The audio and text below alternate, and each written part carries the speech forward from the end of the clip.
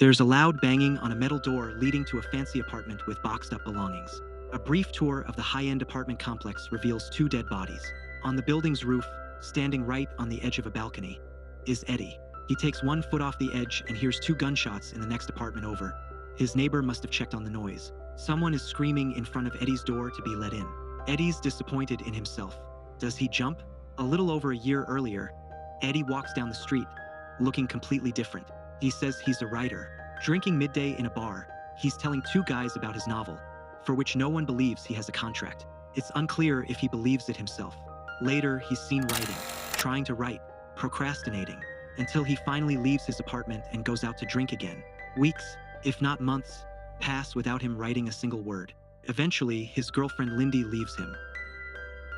Eddie thinks it's out of the blue, but she clearly doesn't. He gets ready to propose to her, but she reminds him of his previous marriage to Melissa, which didn't work out well. One day, feeling bad about himself, Eddie sees his ex-brother-in-law, Vernon. Eddie's not excited to see him. After some chit-chat where they both lie about what they're doing, Vernon convinces him to have a drink together. They go to a bar, where Vernon tells him about Melissa and Eddie's creative problems, suggesting he can help. He shows Eddie a designer drug that supposedly lets you access your whole brain. Eddie is skeptical. Vernon needs to leave, so he gives Eddie his business card and a sample of the expensive drug for free. Walking home, Eddie, still wallowing in self-loathing, decides to take the drug. He walks into his building and immediately runs into his landlord's wife, Valerie, who hates him. As she's screaming at him, his mind races, wondering about the effects of the drug. When it finally hits, suddenly, he starts noticing everything he previously wouldn't have. The little things all around him, the little things about her. At one point, he asks her what's wrong, catching her off guard. They start talking about her studies, as he begins accessing different memories he didn't know he remembered. He offers to help with her essay, and she starts warming up to him. When the essay is done, they have intercourse. He walks into his apartment and realizes how filthy and disgusting it is. So he starts cleaning and fixing it up, putting everything in its place until it looks like an actual living space. The drug has made his mind perfectly clear, so he does the one thing he knows he should be doing with a clear mind: writing. And this time, he's actually doing it. The next morning, Eddie wakes up and feels that the drug has completely worn off. The good news is that he still has the pages he's written, so he goes to see his publisher. Eddie asks her to read the unfinished manuscript and promises to return the advance if she doesn't like it. As soon as he gets home, he has 3 new messages from her, saying that what she read was brilliant. Eddie thinks to call her back, but instead goes to see Vernon. Vernon, looking like someone has roughed him up, reluctantly lets Eddie in.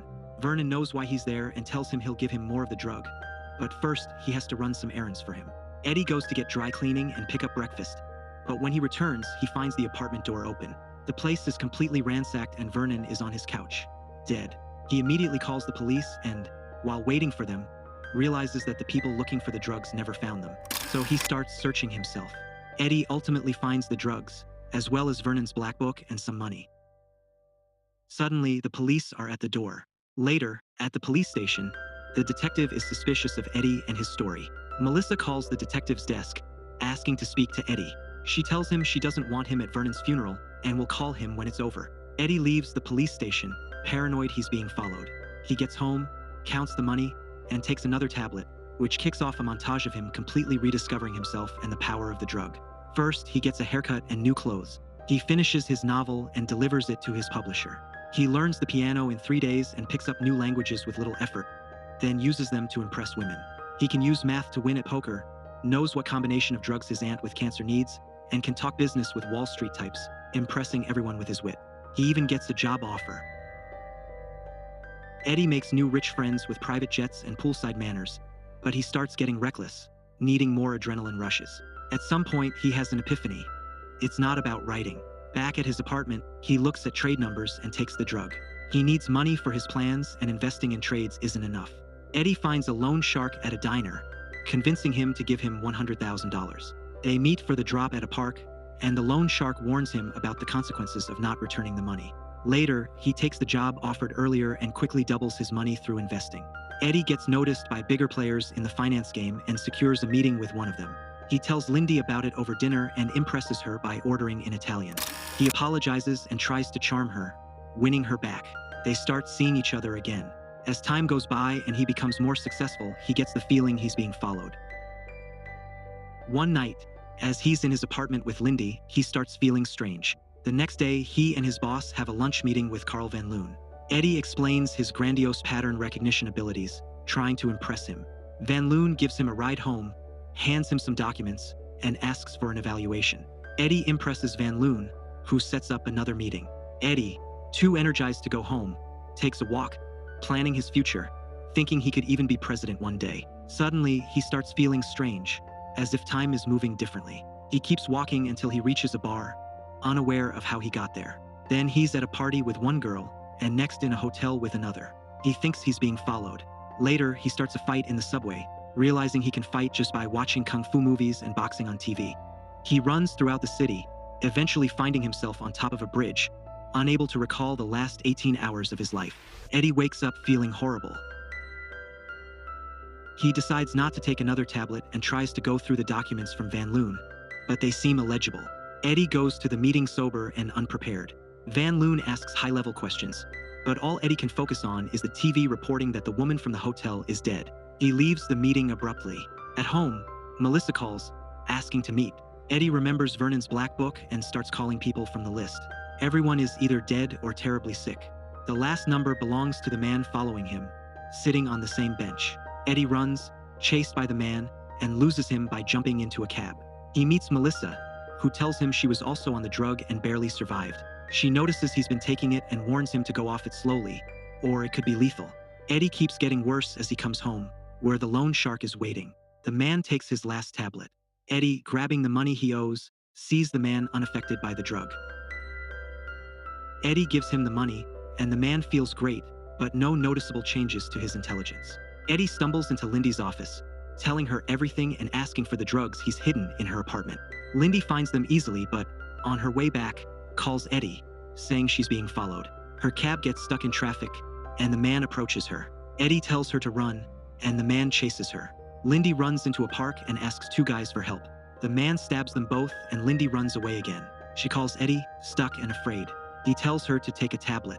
The drug takes effect, and Lindy starts running, knowing exactly what to do. The man follows, but she incapacitates him and escapes. Lindy gives Eddie a tablet, and they check into a hotel. The next morning, Lindy gets ready to leave. Eddie tries to persuade her he'll get on track, but she disagrees after taking the drug herself. He sees the good sides. She is scared. Eddie promises to get off the drug, but she leaves. The loan shark waits for him, and Eddie gives him a few tablets. Later, Eddie hires two bodyguards and sees Van Loon. He apologizes about the meeting, explaining he was sick, but Van Loon still gives him the job.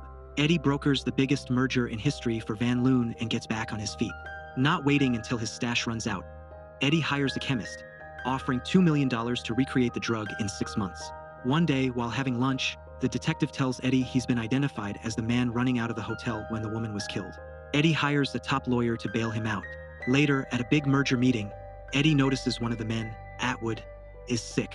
They will reconvene to sign the contract the next day. After the meeting, Van Loon warns Eddie not to become competition, suggesting his abilities are a gift, not earned. Eddie returns to his hotel to find his room trashed. He buys the fancy apartment seen earlier. The loan shark, now transformed, demands more tablets or he'll tell Eddie's boss about his trouble with the police. The next day, Van Loon and Eddie wait for Atwood, but his wife comes, saying he's sick and will sign once better. Eddie sees the man following him getting into the car with her. Her husband is sick because of the drug. Eddie's lawyer helps him avoid a lineup at the police station.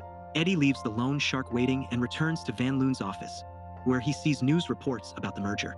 Van Loon is angry but tells Eddie that Atwood is dying, worrying about the merger. Eddie takes another tablet and leaves but can't find his stash. Back at the office, a package arrives with his bodyguard's severed hands.